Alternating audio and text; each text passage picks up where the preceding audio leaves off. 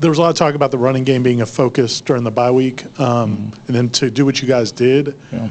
Were there many changes during the bye week, or was it mostly just getting better at what you guys did? Well, no, not changes, but we got to be an offense that whatever the defense allows us to do, we got to be able to do, whether that be running or passing. And I would say we just focused on what we did well, and because it wasn't like a significant amount of carries difference. Trey just had more yardage and LT and those guys and Rodney, so it was more just focusing on what we can do, giving them a focused assignment and working on what we're going to call. And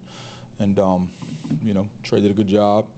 Receivers did a good job on the edges. I mean, just focusing on whatever they're allowing or giving up, we got to be able to do it no matter what part of it is. And I think that's just been the growth of our offense, because at one point, if one of those things didn't go, we lost. And now we're being able to find that space and yardage wherever it need be. But it was good to see Trey get going, but you remember from the past, I never had any worry that it was going to be fine as we kept getting better toward the season. The rotating of the guys up front, that was something you guys obviously planned going to the season. How much of it is a present moment, this certain game, this certain situation? How much of it is planning for the future, just having guys ready throughout the course of the season where you don't have any more off weeks left and you got to grind out some wins? All of it is. I don't like. We got some guys that can go in there and help us win games. And I don't want to limit just because of just numbers. So we have more than 5 that can help us win games. And also, the matchups do come into account sometimes, but health, I believed I had 8 guys that can go in a game and help us win a game. And I didn't want to limit them and say, well, you got to beat that guy out. No, man, I can get you in there in certain situations that can help us out, and also continue to build that depth. But no, it's already pre-planned when we go. And it was good to get Rob back out there. We had him on a play count. But, not just one factor in determining when I rotate the O-line. Trey had obviously a good day running, but he credited the offensive line, but also Keon Coleman had some key blocks. What did you see in the blocking that worked so well that maybe has not been working in previous games? Yeah, well, Keon, he was at the point of attack of a lot of the long runs, which, we wanted to give him credit because he takes ownership in that too. And Johnny, who loves to block, and all those guys, man. Even, we gave Ja'Kai at the point of attack on the slip screens, the first play of the game when we threw it to the tight end. He had to have 2 wonderful blocks on the perimeter. That's how we started the game. I mean, you got to be a complete receiver, and that's what we talked about with Keon. He can do it all, and we don't have to limit when he's at the point of attack on a run or catching or anything like that. But I don't think there was a significant difference of what we did or how we executed it. Guys are getting better as the season goes, which you have to do that. You have to use the practices during the season to keep improving, but also, Trey's fast. Once he get out in the open, if we can get him cleared to the second level, he can go. Yeah. Jordan mentioned on Saturday that one of the biggest focuses for you guys has been playing consistently and carrying momentum throughout the game. The first quarter that you guys had really strong, and then into the second and into the third. What's key in making sure that you guys are working towards playing that complete game? Yeah, he's real conference opponents, so we always talk about even before the game. There's always going to be a shift in momentum. There's always going to be that they make a play or we make a mistake, or a lot of the drives we start on, we got a holding or a false start or a snap infraction with Mo. So it was more of like, all right, these things are going to happen. How's you going to be your response? But the constant pursuit of that perfect game is what keeps the standard, not basing it off the result. And that's always been the expectation of with us from Coach Norvell. So we're always going to have that high pursuit of that perfect game. And then we'll come back and say, well, it ain't never going to be perfect. But we're always going to choose our best. And whatever the result is out there, our best, we're fine with those results. But, we looking to either respond to adversity, play our best game, make sure the standard is the standard, because that keeps the expectations of what we need to be in this program. There was a play, first or second drive, 3rd and 11, where he hits Morlock probably 4 yards short of the line, but it looks like Jordan throws to the shoulder to turn him away from the sideline, knowing that he had room there. Yep. Is that what he did, and is that the details that maybe these veteran, really good quarterbacks do that maybe other quarterbacks don't. Like, he sees that if he leads more like he's leading him out of bounds. So he throws it a little bit behind him to make him turn and get the first down. Yeah, Jordan can locate the ball. I mean, he understands coverage. He understands when it's good to take the sack. I mean, because he's done a great job of protecting the football beyond that. But no, I think he was rolling to the left on that play, which is always difficult with a quarterback who's right-handed. But he's able to still throw an accurate and lead the ball to the receiver, and also take what the defense was giving him in a long yardage situation. Now, we have a system where we know if we're going to go or not, and we let him know what's the situation, whether we're going to go for it on fourth down and things of that sort, where we talk about sequencing. But, no, man, Jordan is smart. He can locate the football. He understands when, we always talk about we want to end the drive with the score or a kick. Sometimes protecting, like when they come off, let's say we not score, we say good job owning the football that we didn't turn it over. I mean, he understands all of that, man. He's played a lot of football, so, man, locating the football, understanding the situation, knowing when we're going to sequence the calls, understanding not to make a bad play a bad day. And sometimes that's not seen because you're like, oh, why he did this? Like, no, I mean, I'm glad he did that. Sometimes a punt ain't a bad play, but no, Jordan can do it. I feel like we ask you about him every week, but Darius stepping in at left tackle with Bless out. I know he's struggled some at left tackle, some in the past. I mean, it seemed like there was no problem at all, and then even hopping over to right tackle. I mean, what's it say about him? I mean, we've talked about how he plays every position or can play every position, but it seems like he's this year played 3 positions at a pretty high level for you. Yeah, man, I trust Darius, man, to go in there and operate however he need be, and he's a staple in our room because I get to use him as an example of a guy that can go in any place he's needed and understand the game plan and still go execute at a high level. He's always still in constant competition. He's a part of the rotation too, because we've built a unit where, it's the unit playing the game, not just these individuals on the field. We're trying to go beat you with the O-line room instead of just 2 O-linemen and that sort. So he understands that and he embodies that. So with him understanding that, with those older guys like Rob and Mo and of course Darius, who are like the foundation of the room, if they're in there unselfish, understand what has to be the standard and things like that, when other people come in, that just sets the stage for it. But no, Darius is a good player. He can play all 5 positions. I'm glad we got him. He can rotate at all 5s, which gives us depth within depth, and we fully trust him when he's out there. Coach Norvell said that Syracuse's defense could bring pressure from basically any spot on the field.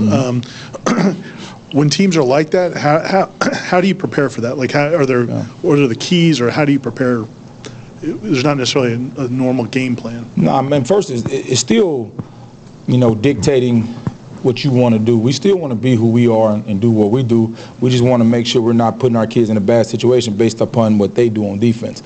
But, I mean, the last years we played Syracuse, they've been pretty consistent in causing a lot of chaos. I mean, they're top 10 in the country in tackle for loss because they can confront so many twists and different pressures and keep you on your edge. I mean, they want to dictate to you what they want you to do, and we got to find that balance of not putting our guys in a bad situation, but also not taking ourselves of what we do well.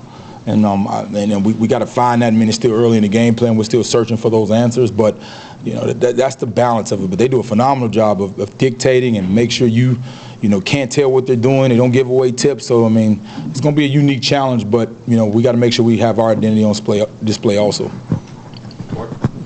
You said last week, I think you did say it, you want to go maybe a little bit faster, a little more up-tempo. The first half especially, and it's hard to go up-tempo when you hit a 63-yard run and an 85-yard run, granted, but did you like the tempo and the amount of plays and the amount of execution that started those first 3 drives, how quick it was going? Yeah, good coaches always say that, to play with tempo is earned. You got to be able to get some chunk yardage or some first downs to be able to call tempo plays. And if you're not doing that, you're not going to be able to play with tempo. So what I wanted to maybe refer to is we have to earn the right to do that. We got to have some efficiency on first down, some efficiency. We have to convert on third down. So that shows our percentage on third down conversions helped us play faster because we had more opportunities to tempo and keep our guys on the field and maybe dictate some plays. So as we continue to get efficient with early down success, and also, once we get past the scripted plays and things like that, we have to earn that right. And I thought guys did a better job of earning that, so we could play with some tempo and keep some guys out there. But I mean, game 5, we got to continue to get better. All of these games are, continual process to find that best game or to just continue to fight to get better. And I believe our guys are doing that. We're getting better as we go. Continuing on what Ira asked you about Rocky Long defense, what does he do differently than Syracuse has done in the past? Also, anybody in their personnel that just flashes on film and stands out to you? Rocky is the inventor of this defense. I mean, he established it. So everybody else do a good job, but he is he's not a Cartman. He is the one. He is the originator. So he understands the problems. He knows how to. There's nothing you really can show him that he hadn't seen or had an answer for. So we got to be efficient and on time. But no, people, it's not a garbage defense. The people think they're just doing everything. No, it's very planned and coordinated, and they're understanding with back alignment, tight ends, and things of this sort now. So if you look at it, it can be, oh man, they're everywhere, but no, it's calculated and it's coached and it's coordinated. So we got to do a good job of making sure we're not, giving up any tackles for loss and being on point and being efficient on early downs and also on third downs because they're getting a lot of sacks too. So we got to be on point. On that 2-point conversion by Courtney, how much, as the offensive coordinator, how much say do you get to, when you guys get to go for 2, and then what did you see on the play? And obviously, Coach mentioned you guys practice it and we're ready for that situation. What did you see on that play to make it work? That's my guy JP, man. He does a wonderful job with the special teams, and Coach Norvell also has his hand in it because he has to decide whether we're going to do it or not. But all of those things, man, they seem so unique, but like Coach said, we run them every day. I mean, we have so many of those type of deals that we install and have ready because you never know, especially with the rules and overtime with all the 2-point plays and different things, and you got to be ready for all situations. So we had the utmost confidence, and when it was very similar to Oklahoma when we had the 2-point conversion versus them with the field goal team. So, we have a bunch of that stuff stored up, and we don't want to make those unique or trick plays. We want to make those regular plays. So we practice them a ton. And so we got quite a few in the tank if we need them. I know identity is one of those buzzwords when it comes to what this offense is, what you guys could be. I think through 4 games, you guys quite literally run the same amount of running plays as you did pass plays. This past weekend, you guys ran kind of out of nowhere. Is the fact that can your identity be that you don't have one and it just seemingly you're going to figure out a way every Saturday just to make it work? Yeah. Well, I would say that it's we can do what needs to be done to have good offense. And in the past, I don't know if I could have came up here and said the same thing, but if we need to throw the ball, we can. If we need to run it, we will. If Jordan needs to create, he will. I was talking to Johnny. I would have never guessed that Game 5 would be his first touchdown catch. I would have never guessed that this season, but that's the unique part of having the weapons we have, the uniqueness. Whenever the ball is going to one other person, somebody else is not getting it who's also a special and dynamic player. So, we try to pride ourselves in our identity, meaning whatever we need to be done, we have the athletes to do it. And our identity is also going to be, we always want to establish the run, but we also want to say, hey, if this is not working, we're not going to just give in. We want to make sure we got dynamic playmakers on the edge. We got them in the middle, with Jaheim, who had big games, and Morlock. This game was a big key piece to us. We hadn't said his name in Trey.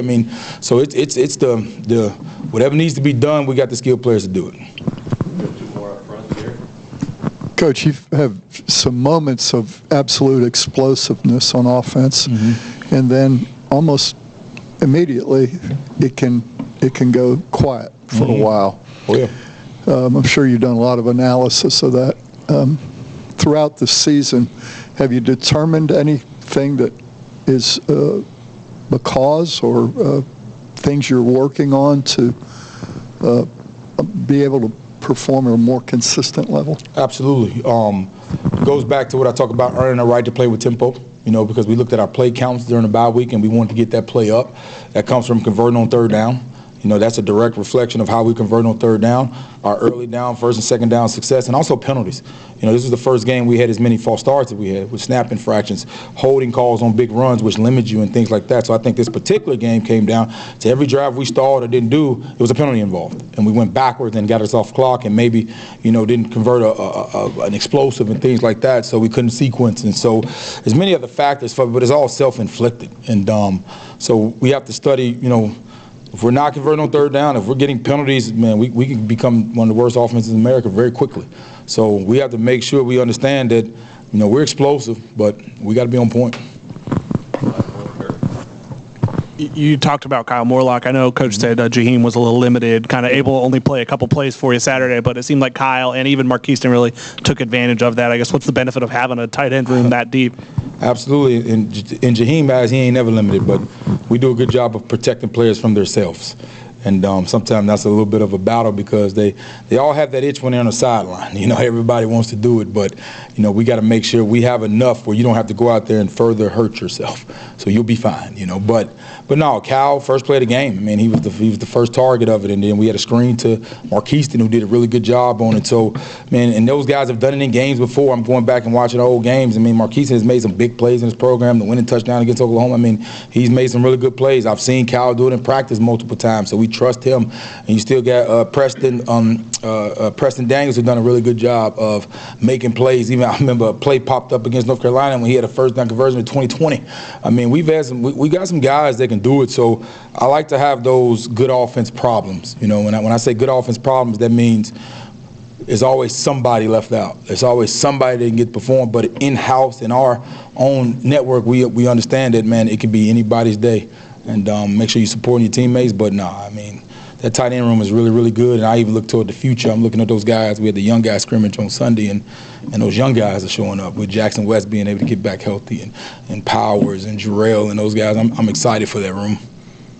Okay, thanks, guys. Thank y'all.